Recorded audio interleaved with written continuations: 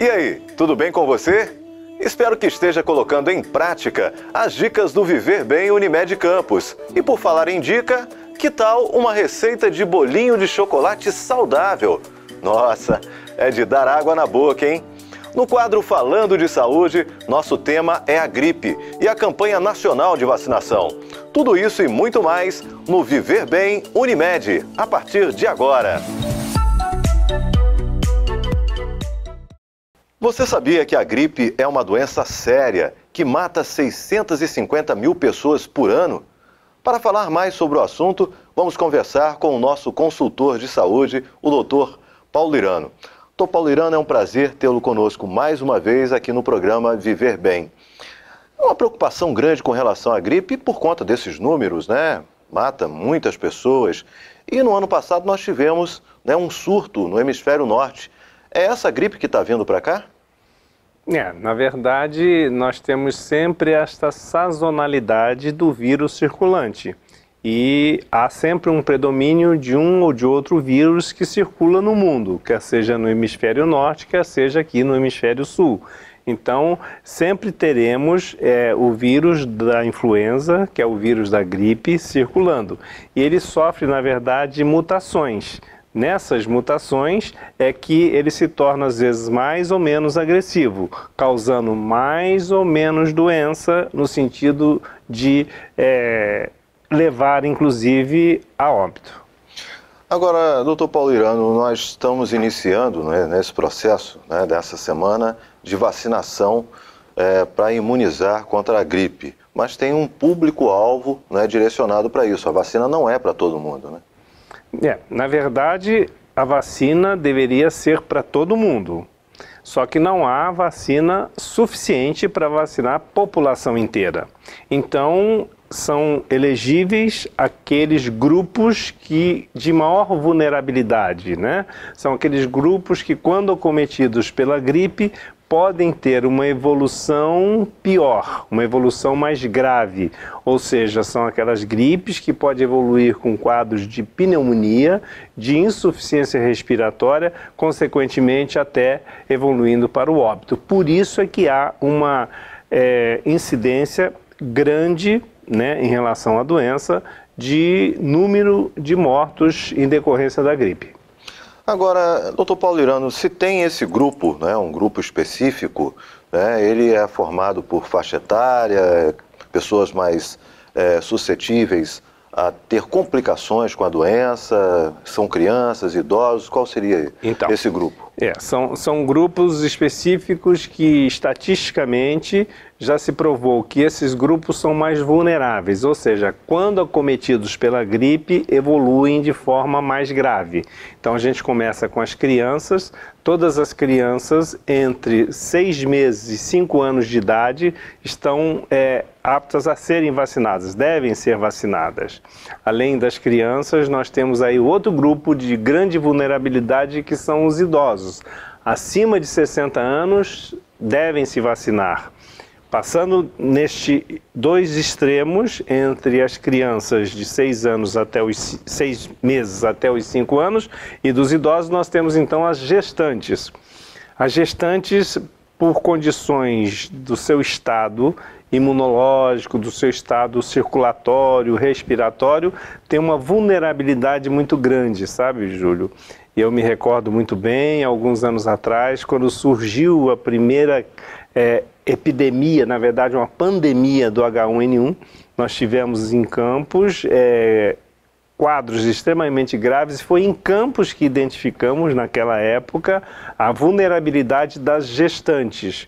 Aí afastamos as gestantes do contato, enfim, iniciamos um tratamento muito precoce nas gestantes. Então, as gestantes são extremamente vulneráveis a este vírus da gripe, então têm que ser vacinadas.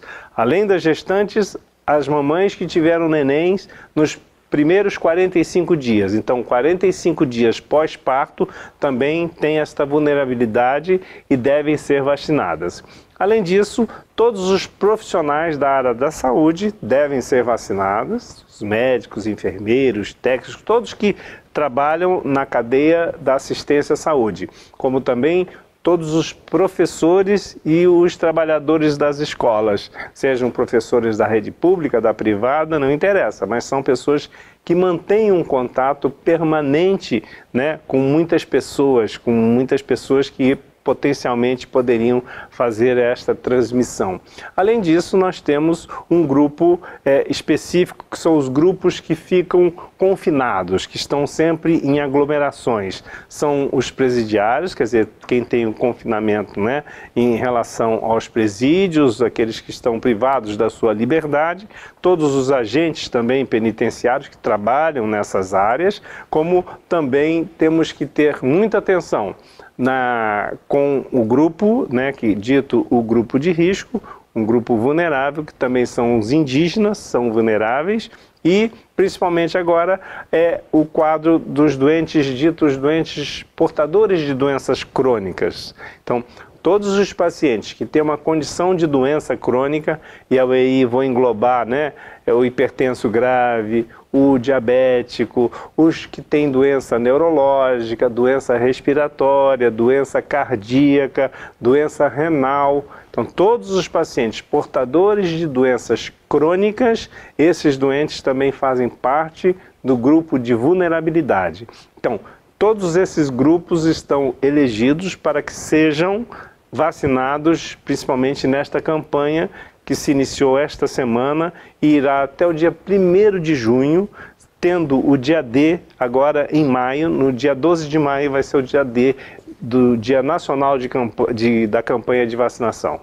Bom, pelo que eu entendi, doutor Paulo Juliano, o pai que está ouvindo, a mãe, que tem um filho que tem, por exemplo, uma bronquite, né? Tem asma, essa criança estaria também dentro desse grupo? Principalmente essas crianças que já têm uma doença respiratória. Então, a asma, a bronquite crônica, como já disse, já é uma doença crônica. Então, todos os pacientes que têm alguma doença crônica, que ainda não tem os seus 60 anos e está entre a faixa dos 5 anos aos 60, é só ter um atestado do seu médico dizendo que ele é portador de uma doença crônica, indo a um posto de saúde, onde tiver uma sala de vacinação, ele será imediatamente vacinado e deverá ser vacinado. Existe ainda uma resistência, né, de um grupo que alega que a vacina provoca gripe. É verdade isso? Isso é mito? Não, isso é mais um dos mitos que costumam surgir e muitas vezes por dúvida mesmo, por não conhecer, não entender este processo. É fundamental que a gente acabe com este medo, principalmente nesta vacina específica do vírus da influenza. A gente tem que vacinar porque esta vacina não põe em risco nenhum por conta de causar uma gripe. Por que isso, Júlio? Tem uma razão. Esta vacina é feita com o vírus morto, então, em hipótese alguma, ela vai causar uma gripe. Diferente de outras que já são com vírus vivo. O vírus vivo, atenuado, pode mimetizar uma doença, mas também raramente vai dar uma doença grave. Esta vacina não dá nada. O que dá é uma reação normal do organismo que todas as vacinas podem desencadear pelo próprio efeito da vacina. O que faz a vacina? Para que possam entender. A vacina é como se fosse causando um estímulo no nosso sistema imunológico para que a gente possa reagir a este estímulo e produzir anticorpos, que aí sim são as nossas armas de defesa, para que no momento em que eu tiver contato com o vírus eu já tenha a minha defesa implementada através da vacina. Por isso é fundamental. E quais são as reações mesmo, doutor? Um torpor, por exemplo? Não, é uma reação normalmente local, endurece um pouquinho o local, pode ficar um pouquinho quente, pode muitas vezes dar uma pequena febrezinha, febrícula e um mal-estar da febre, mais nada, não tem mais nada além disso. O que tem que acontecer é a atenção, porque quando a gente toma vacina, na verdade vai demorar aí umas 2 a 3 semanas, normalmente 2 semanas, para poder esta imunidade já chegar no ponto ideal. Neste período, Júlio, pode acontecer da pessoa ter a gripe independente da vacina, não entendeu? Porque tomou a vacina. Não porque tomou a vacina. Mas porque teve contato com outra pessoa. Com outra pessoa e foi contaminado pelo vírus no momento ainda em que ela não tem a imunidade instalada. Esta é a razão. Lembrar que esta vacina, Júlio, ela, na verdade, está protegendo a pessoa contra 3 tipos de vírus, né? Ligados à influenza. Então, é contra o H1N1, é contra o H3N2, que é este vírus que andou circulando no hemisfério norte, causando uma série de doenças e causando muitas mortes. E nós temos um dos vírus, o influenza B, que também então protege, mas todos eles causadores da doença gripal, da gripe. Doutor Paulo Lirano, a gente sabe que as pessoas ainda mantêm um pequeno receio de tomar a vacina, mas a gente entende a importância que essa vacina tem, né, no caráter preventivo e no caráter de qualidade de vida, né, que é um objetivo principal da gente estar, enquanto Unimed Campos, promovendo o programa Viver Bem Unimed, que é dar essas dicas para uma melhor qualidade de vida e cuidar, evidentemente, ajudar a cuidar da sua saúde. Então as pessoas devem se vacinar. Devem se vacinar, eu diria quase que obrigatoriamente, não podem deixar de se vacinar, principalmente, e aí eu chamo a atenção dos pais, né, para que não deixem de levar os seus filhos ao posto de vacinação, sempre com a sua carteirinha da vacinação. E aos filhos que não deixem de levar os seus pais, que sejam portadores de doenças crônicas não transmissíveis e que também estejam acima dos 60 anos. Forçá-los para que eles possam ser vacinados e com isso, com certeza, estarão protegidos e estarão isentos de contrair uma doença que muitas vezes pode ter complicações muito severas e levar, inclusive, como já mencionamos aqui, a um desfecho final que ninguém quer. Contraindicações. Tem alguma? Só existe uma, Júnior. É quem tem alergia severa ao ovo, à proteína do ovo. Porque na confecção desta vacina, utiliza-se a proteína do ovo. Então, quem tem a reação alérgica ao ovo seria uma contraindicação e às vezes até relativa. Em quem esta alergia é severa, intensa, deve evitar. O que é a gripe em si, doutor Paulo Lirano? Para que, né, o nosso telespectador possa entender melhor, né, o nosso internauta também possa entender melhor. Na verdade, a gripe, né, o estado gripal, a doença gripe, ela é causada pelo vírus este que a gente dá o nome do vírus influenza, que ele tem várias cepas, né, várias mutações. E isso também é uma das razões, Júlio. Cepa que o senhor diz o tipo do vírus, H3N2, H1N1. Isso, mas o próprio vírus H1N1, H3N2, ele pode sofrer mutações em que hoje a pessoa pode estar imune, daqui a um ano não estar mais, porque houve uma mudança do vírus que está predominando, circulando. E além disso, um outro questionamento que diz, poxa vida, eu tomei a vacina no ano passado, eu preciso tomar de novo? Eu preciso aplicar de novo a vacina? Sim, é preciso, porque a imunidade conferida pela vacina contra a gripe gira em torno quase de um ano. Exatamente por isso que deve ser vacinado a cada ano, e a cada ano nós temos a campanha de vacinação com esses mesmos critérios para que a gente possa imunizar o maior número possível de pessoas que estejam neste grupo de risco, Júlio. Voltando na sua pergunta em relação ao que é a gripe, como que ela se manifesta, na verdade, né? Todo mundo fala, estou gripado, mas o que é, na verdade, a gripe? É uma infecção pelo vírus que acomete principalmente a via respiratória. Então, aquela infecção vem acompanhada deste vírus da influenza, ela geralmente dá uma febre alta, e aí a diferença do resfriado, né?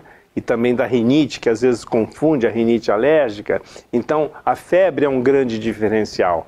Se a pessoa estiver com a gripe, quer dizer, estiver gripada, mas teve febre, atenção, este é um vírus da influenza.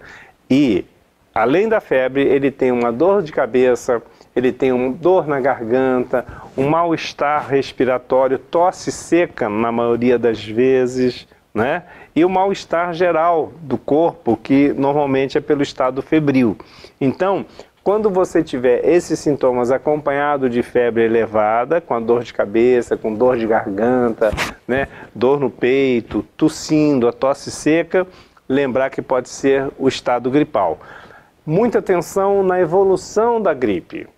Qual é a evolução que temos que estar atentos em relação ao quadro respiratório? Começou com dor no peito, com falta de ar, houve mudança na coloração da secreção brônquica, se aparecer, ficar com catarro amarelado, esverdeado. Então, atenção. E principalmente, se começar a ter cansaço, alguma faltazinha de ar, tem que logo procurar a assistência médica para poder avaliar a gravidade e iniciar logo aí sim com tratamentos específicos.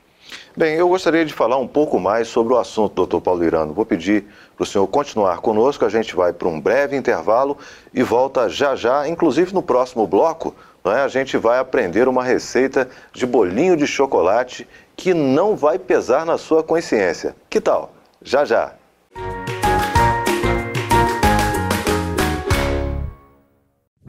Automesticação? Não. Médicos estudam muito para entender o seu corpo. É perigoso não seguir a risco que eles recomendam e desnecessário se irritar quando eles não prescrevem remédio algum. Confie no seu médico. Ele sabe o que é melhor para você. Cuidar de você. Esse é o plano. Unimed. Novo Centro de Diagnóstico por Imagem Unimed Campos.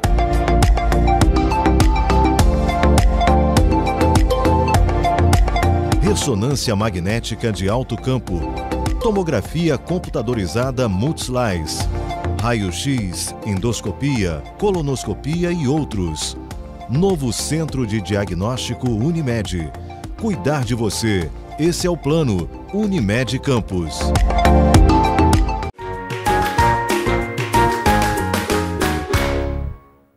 Estamos de volta com o Viver Bem no nosso quadro Falando de Saúde.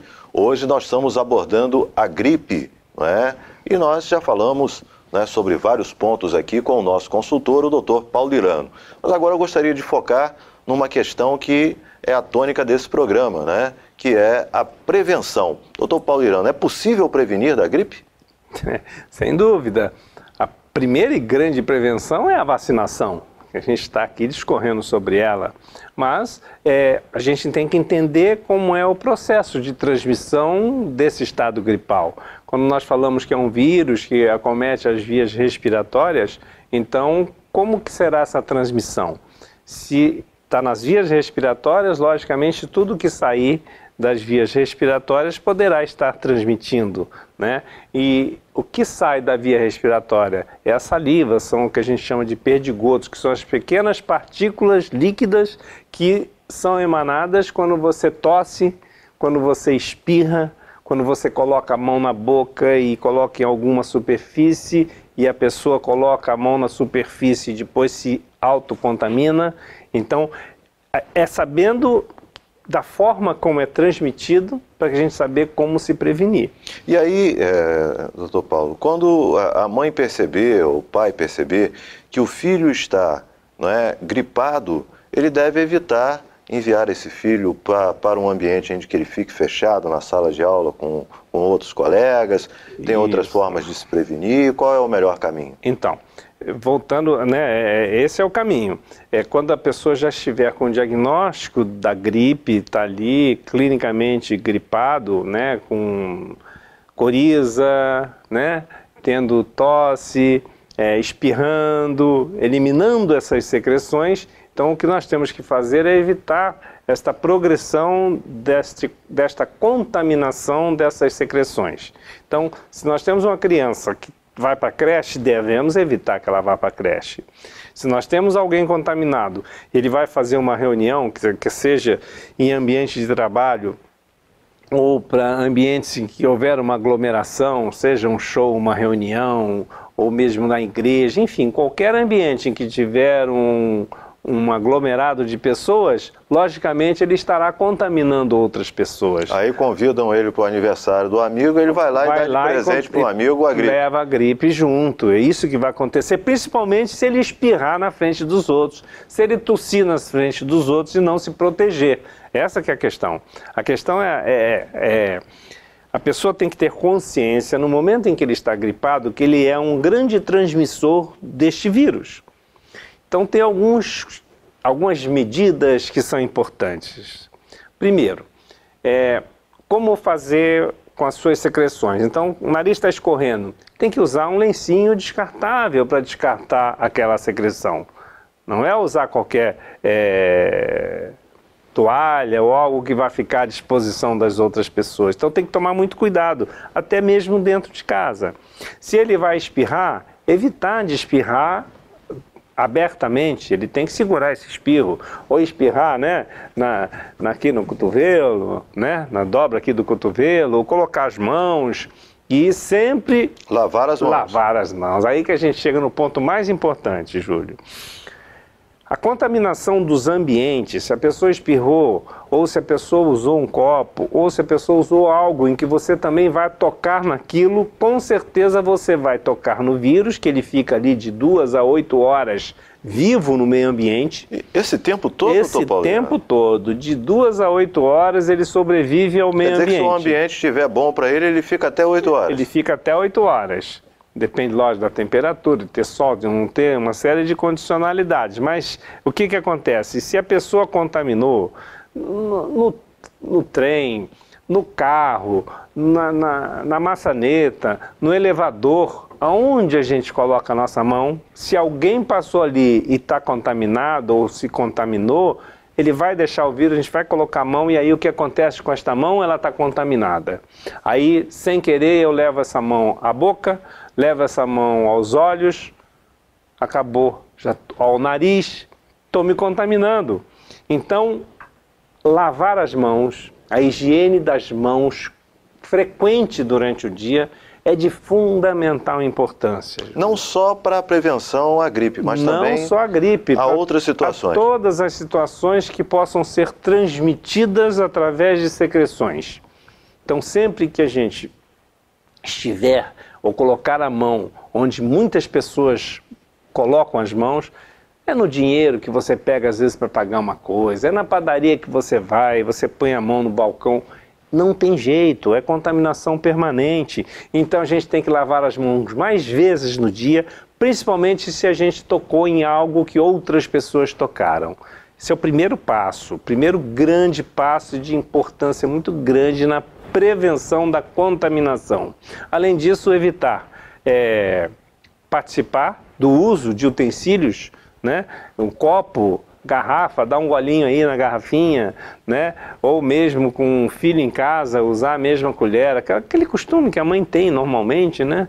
Use e dá para o bebê. Então, se tiver alguém gripado, isso não pode acontecer.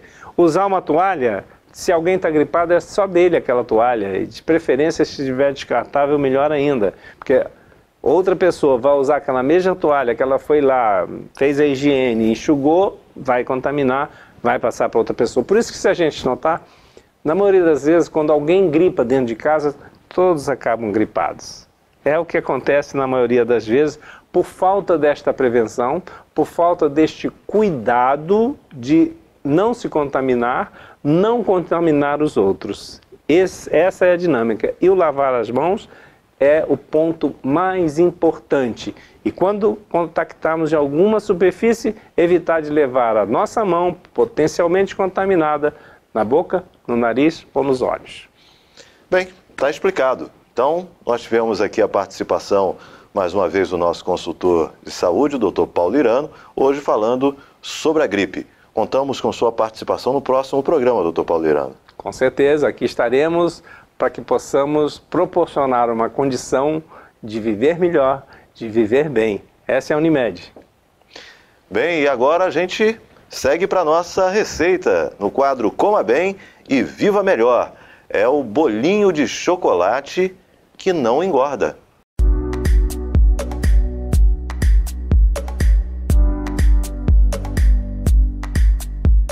Olá pessoal, eu sou a nutricionista Rayara Morisson e agora é hora de você aprender mais uma receita saudável, prática e super saborosa. A receita de hoje é um bolinho ou um muffin de chocolate, que é uma ótima opção de sobremesa e de lanche para toda a família. Nessa nossa receita, a gente não vai utilizar nem açúcar, nem leite e nem farinha de trigo. Então, ela pode ser consumida por diabéticos, por intolerantes à lactose e doentes celíacos. Então, para essa receita, a gente vai precisar de 2 ovos, 2 bananas, nesse caso eu estou utilizando a banana caturra, ou também chamada de banana d'água, porque ela é mais adocicada e elas também estão bem maduras. E como a gente não utiliza açúcar nessa receita, ela vai ter a função de deixar esse gostinho mais adocicado. 1 colher de sopa de cacau em pó, 1 colher de sopa de aveia em flocos. Nesse caso, para os doentes celíacos, geralmente quando a gente compra aveia, a gente encontra a informação que contém ou que pode conter glúten. Só que a aveia, naturalmente, não contém glúten. O que acontece é que aqui no Brasil, ela é produzida e processada junto com os outros cereais que contém. Então ela pode sofrer o que a gente chama de contaminação cruzada e apresentar o glúten. Porém, já existem versões de aveia que são cultivadas fora do Brasil que não apresentam essa contaminação cruzada, essa possibilidade de apresentar o glúten. Então, para os doentes celíacos, esse tipo de aveia seria o mais recomendado. A gente também vai precisar de 1 colher de sopa de farinha de coco, tá? A farinha de coco, ela é uma ótima substituta para a farinha de trigo, porque ela não vai ter glúten, né? E também para as pessoas que querem emagrecer ou que querem diminuir o consumo de glúten na dieta, é uma ótima opção. A gente pode utilizar no preparo de bolos, de pães, de biscoitos, ou também consumir acompanhando iogurtes e frutas. Ela é riquíssima em fibras, então ela ajuda no bom funcionamento intestinal, ajuda no controle da glicemia, do colesterol, dos triglicerídeos e também aumenta a saciedade. Então é uma ótima opção para quem está de dieta. Vamos precisar também de canela a gosto e 1 colher de chá de fermento em pó. Agora, na forma de preparo, a gente vai bater todos os ingredientes menos o fermento no liquidificador e a gente vai deixar até que fique realmente uma massa homogênea e sem nenhum pedacinho. A banana a gente coloca por último para poder liquidificar melhor e não ficar nenhum pedacinho embaixo da hélice do liquidificador.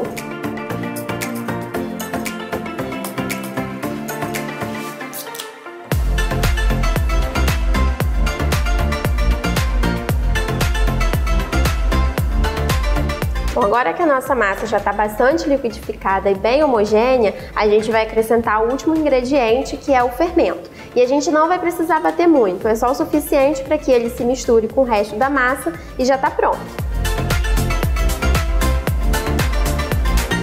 Agora eu vou porcionar nessas forminhas, tá? Elas ficam numa porção adequada, tanto para lanche das crianças, quanto para um lanche casual.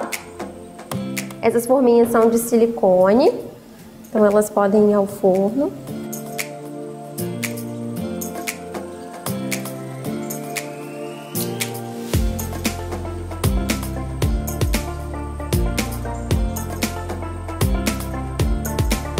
Bom, agora os nossos bolinhos já estão porcionados, a gente leva ao forno em temperatura máxima por cerca de 10 a 20 minutos. O tempo de preparo vai variar, então o interessante é a gente sempre monitorar, espetando o garfo, para poder saber como que está a consistência do bolinho. E se você quiser, também pode levar no forno de micro-ondas por cerca de 2 minutos, que também funciona.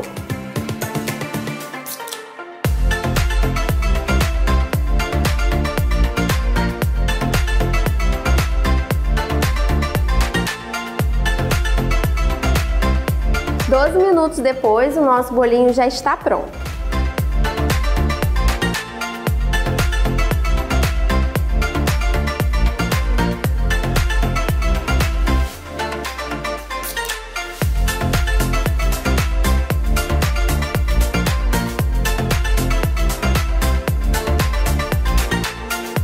O nosso bolinho ficou uma delícia. E no nosso próximo programa você vai aprender a fazer um espaguete de abobrinha. Até lá! Chegamos ao final de mais um programa Viver Bem Unimed Campos. Confira também os nossos programas no nosso canal no YouTube. Um grande abraço e até a próxima semana.